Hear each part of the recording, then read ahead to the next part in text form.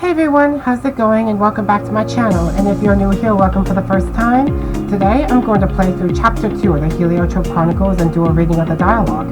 Before I begin, I wish to thank you guys for getting me to 200 subscribers. I truly appreciate the support, and to show you my gratitude, I will feature a sneak peek of the gameplay in chapter 3 and tease an original piece composed by Joy Luna, so stick around until the end. You'll be blown away. In this update, I added a hub row for Frederick and Eforie to walk around and jump in. There they will interact with NPCs like their friends, townsfolk, and other people they might run into on their journey. Right now we just have this grimoire that serves as a level select screen and the blinking computer mouse illustrated by GT Classic avatars and animated by yours truly. So let's take a look at that. You can interact with characters and key objects by clicking on your left mouse button. The tomb to the right, for example, can be used to experience a new adventure or relive past events as archives. If you spot something in an area that appears out of the ordinary, just click on it just to make sure. Sometimes individuals and objects of great importance are clever at hiding in plain sight. Pretty much what I do in real life because I have a great attention to detail. It's not perfect, but I trust it because I oftentimes find loose change, sometimes jewelry, mostly a rock I like, and in the summers when I go to beaches, either a frog or sea glass. That is, if I travel to the coast that borders the Atlantic Ocean. Good times.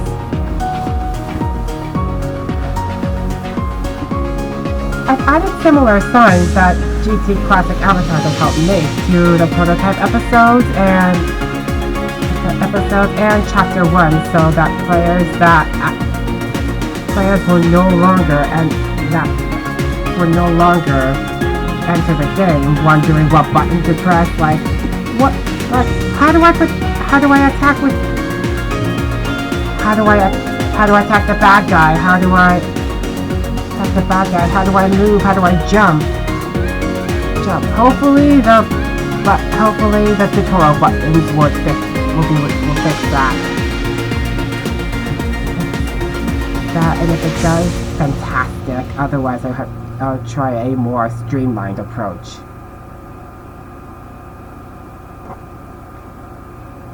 And we have the book 1 Scars of the Past summary, typed in cursive font. It might be a little hard for some of you to read, and I can understand that because I suck at reading cursive. But I'll try to read the dialogue to you, so hopefully you can understand it. Plans to flee the country have gone awry when an ambush has separated Frederick from his group. Alone with his thoughts and traveling through the swamp, the ghosts of Frederick's past have surfaced in his mind. He achieved top grades in his graduating class, yet in spite of high expectations, he chose to settle for less. His failures with love have made things no better, and Frederick is stuck longing for a man he lost to his malfit governess. Sadly, self-pity will do little to aid him in his plight. His friends are facing worse problems, but they are counting on him to lead them to their village and isolate a settlement in the Conifers Kingdom with a manor house that contains a portal that can transport them from one location in the world to another. Vigilantes in the kingdom are not happy with their presence either. They have been cracking down on mortal trespassers to curb global warming and protect the forest ecosystem. Some are willing to go as far as collaborating with cloaked devotees of the Dark Lord to make sure their prisoners receive the punishment they see fit. Unless Frederick can accept the errors he made in the past and gather the strength to move on, his group will risk getting captured by the vigilantes, and he will remain lost in the swamp forever. Right now, only chapters 1 and 2 are playable. If you click on the previous button to your left, it takes you back to the summary. The back button takes you back, will allow you to return to the hub world, to look around some more, and the credits takes you to the staff roll. I finally got a chance to add Anthony Fernandez's name to the list. name to the list. I forgot to do that when I released Chapter 1.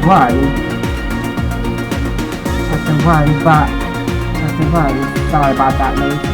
But thankfully, I got that fixed, so his name is now immortalized in this game.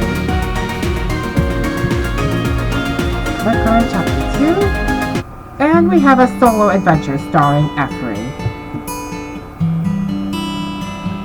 And she's got a battle axe! It's a shame that she has to kill these frogs, but unfortunately they're not a friendly bunch. Most of the time, whenever I approach a frog, they would just hop away, and honestly, it's a much preferable response than just having them come right out of the blue and try to bite my feet. African bullfrogs do that, but where I'm from, I'm thankful they don't live there. Otherwise, I'm going to be too afraid to go back to my local pond. Whenever Frederick collects a coin with Vlad the Impaler's likeness on it, he turns into a mimic, but when Eforie collects it, she changes clothes, so she lucked out.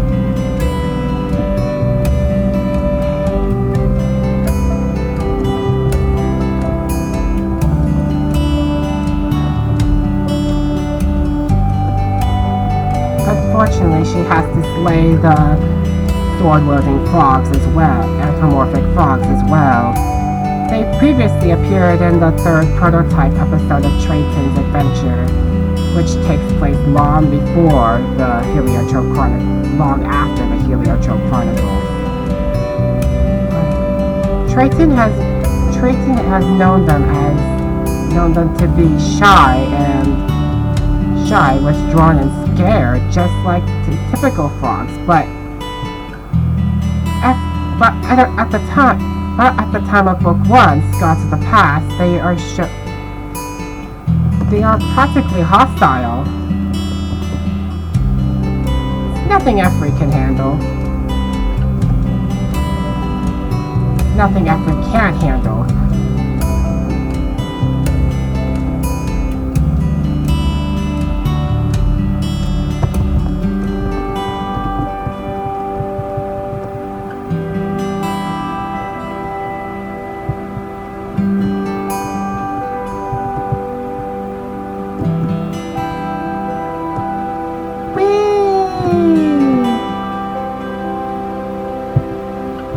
For those of you that have watched the last playthrough, you probably know what that does already, but for those that don't, I'm going to explain it real quick, that touching this floating light stone will change its color to gray.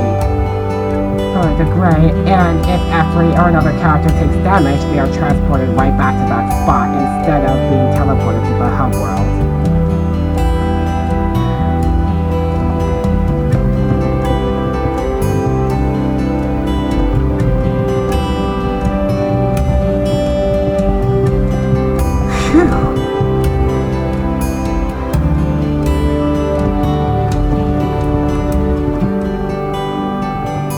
Take that, you blood-sucking mosquitoes.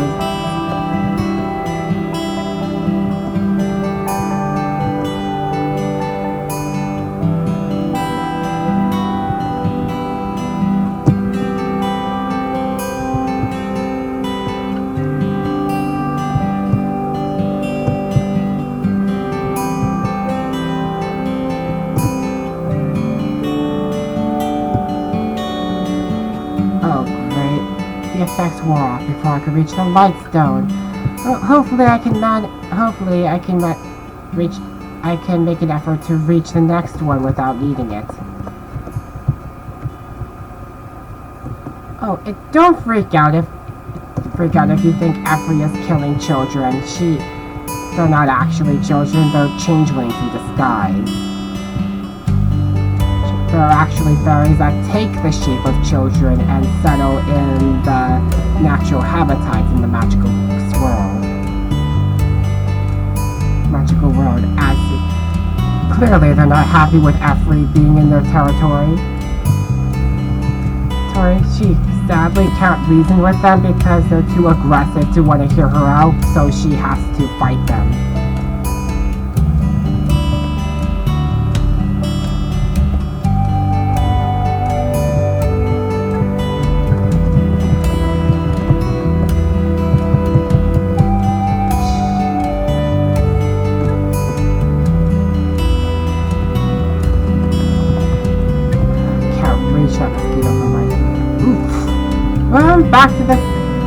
back to the first checkpoint.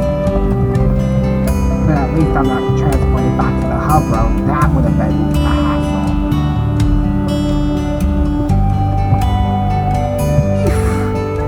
Glad that vampire bug didn't get me. In the magical sector, they just call them mosquitoes. They call them mosquitoes just like people, non-magic folk do. Of course, like vampires, mosquitoes suck blood. They're practically they're parasites too. Does that make them any better than vampires? Well, vampires are far more dangerous. They could kill people. With a single bite sometimes. While mosquitoes will only just leave a little while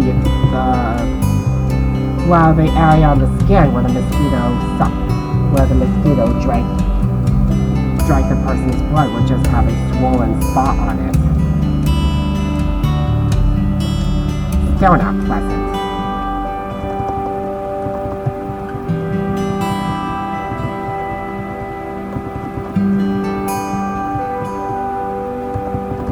Take that and that. Chances I have to make sure every mosquito is taken out before I try to reach that checkpoint. Well, never mind.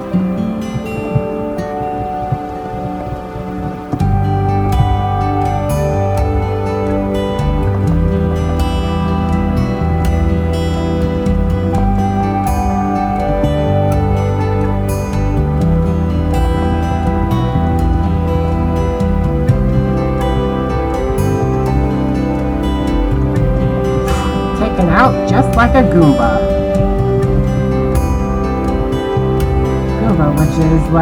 Which is a basic enemy in the Mario games, but it's also a racial slur for Italians, which makes their naming kind of awkward.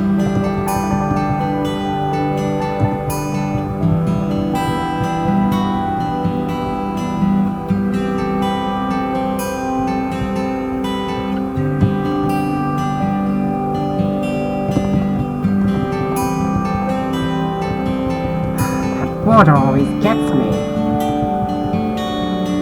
Man, that girl can launch a boulder.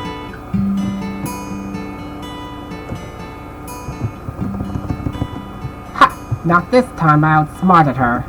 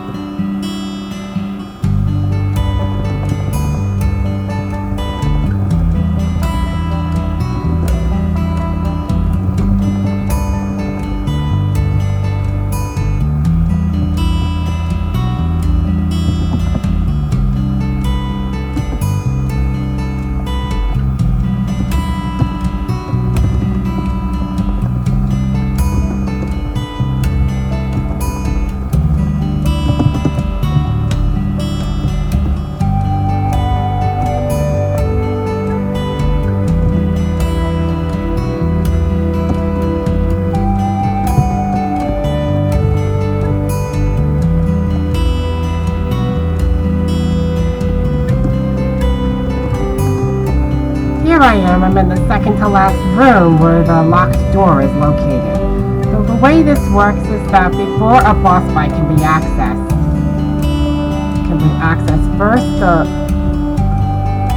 first players must locate a skeleton key illustrated by Anthony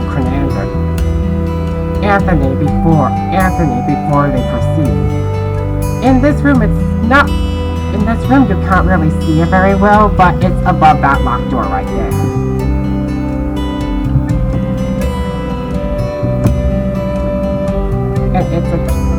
And it's a challenge that requires Eforie to wear that dress, or in Frederick's case, take the form of a mimic.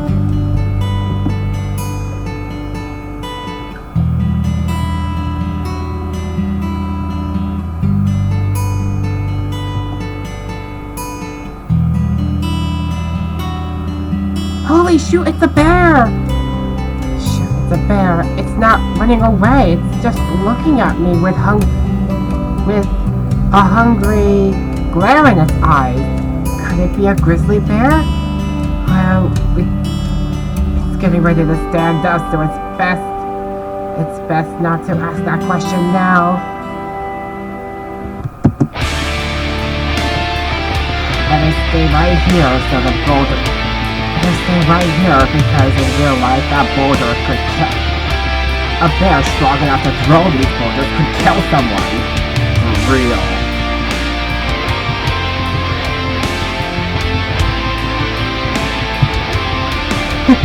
Can you imagine an earthbending bear? Now it starts to get serious.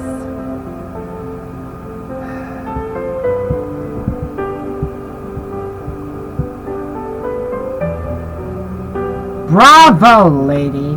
Bravo for slaying a former human we were kind enough to give a second chance. Hang on, that was once a human being? If I wasn't naive, I'd say you cursed him, and for what, trespassing? He was rightfully punished. Forsaking his humanity was the only path to redemption and restore balance to a world he ruptured. His choice to join the animal kingdom spared him from death. It paid him a visit nevertheless when he caught my eye.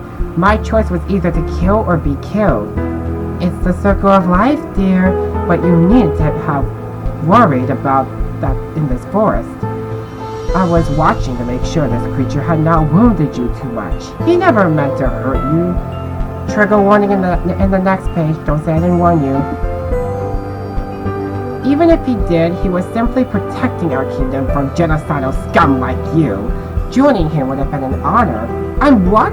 No, that's presumptuous. I'm not here to demolish what you love. I'm only passing through to look for my friends. They're in danger. Something is hurting them. Something is hunting them. Don't lie about what you've been put on our mother's soil to do. I am trying to fix it.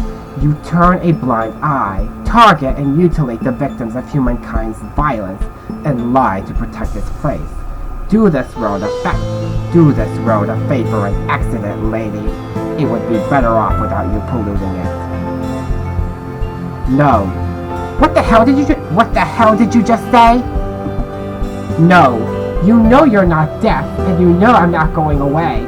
I've come too far to have the value of my life determined by a sleaze. The only scum polluting this world is you. You advocate for justice, but what is it if the innocent is paying the price for your grief? I gave people the benefit of the doubt for too long, and now it's over.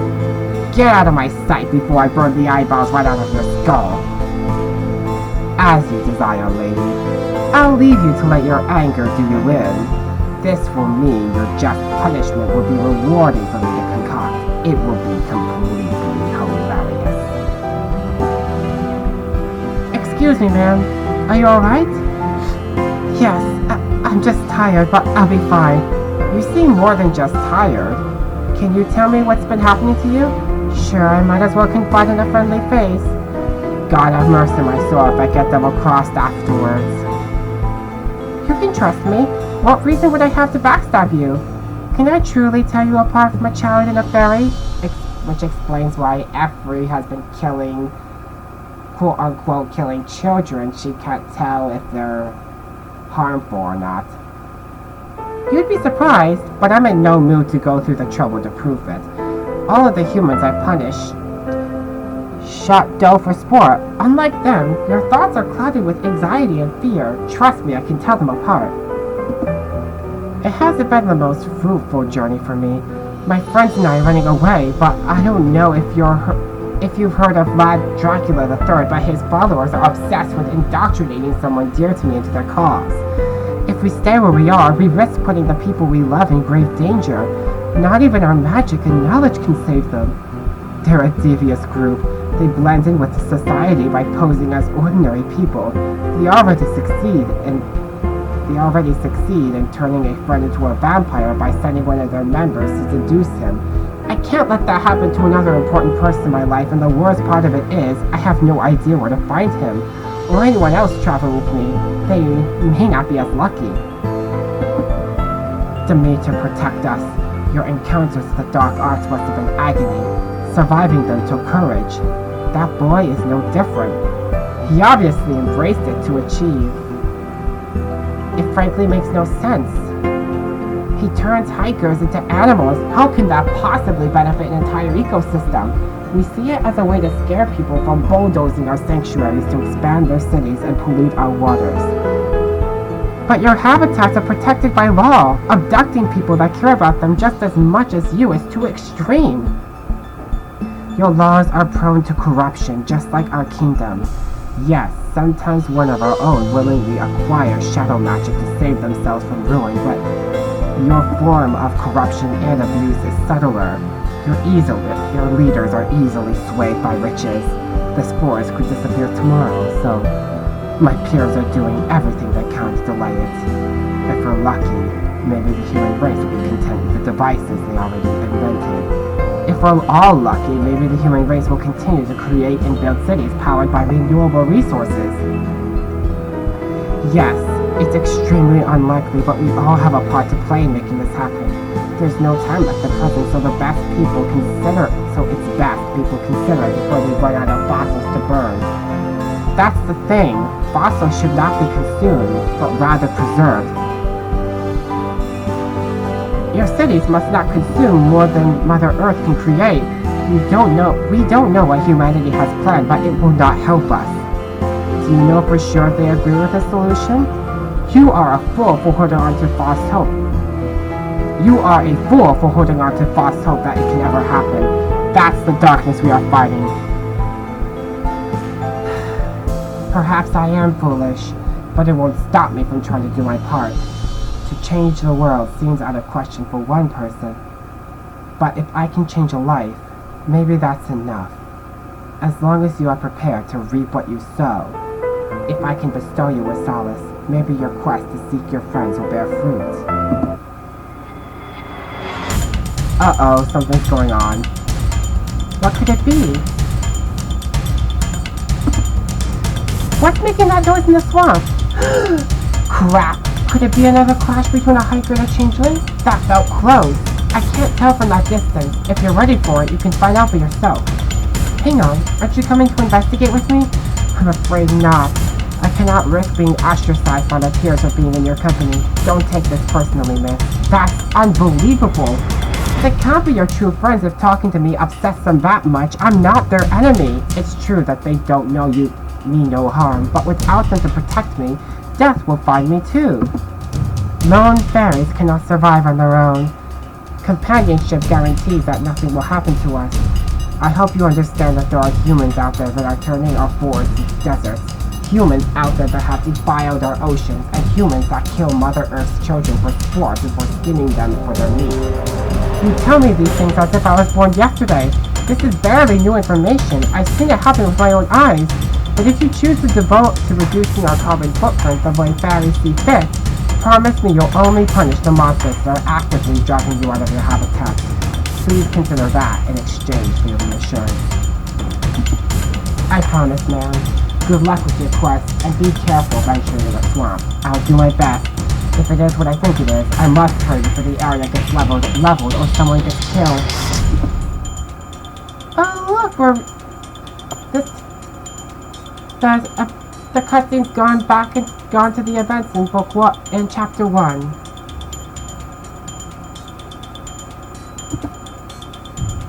That's no ordinary hiker. That tomahawk looks familiar. No way that's Frederick, and he's got it under control. Sorry, I'm bad at expressing emotions, but I try. I better go make sure he's alright before we find the rest of our group. Then we'll be off to Borderland Village and escape from the horrors that have plagued us. Frederick! Stage clear! Yay! Eforie has found Frederick after a horrific encounter with the forest changelings. She is unsure if their mission to eradicate humankind to protect animals is worse than the Bear Nocturne's pursuit of the group, and that fills her mind with dread. Our heroes must not delay, for even a serene sanctuary can and will harbor hidden danger. And that's all for episode 2. Thank you guys so much for watching, and let's get right to the sneak peek of chapter 3.